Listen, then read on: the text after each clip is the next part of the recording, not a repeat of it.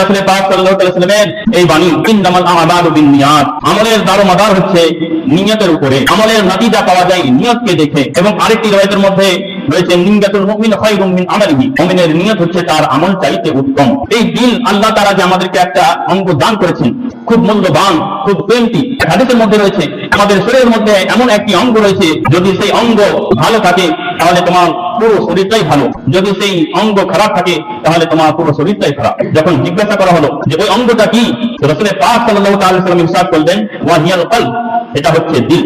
মানুষের দিল যদি পবিত্র থাকে, পরিচ্ছন্ন থাকে, পরিষ্কার থাকে, সত্যবাদী থাকে, তাহলে তার যাবতীয় জিনিস খাঁটি হয়ে উঠবে, সেই রকম তার ফলাফল হবে।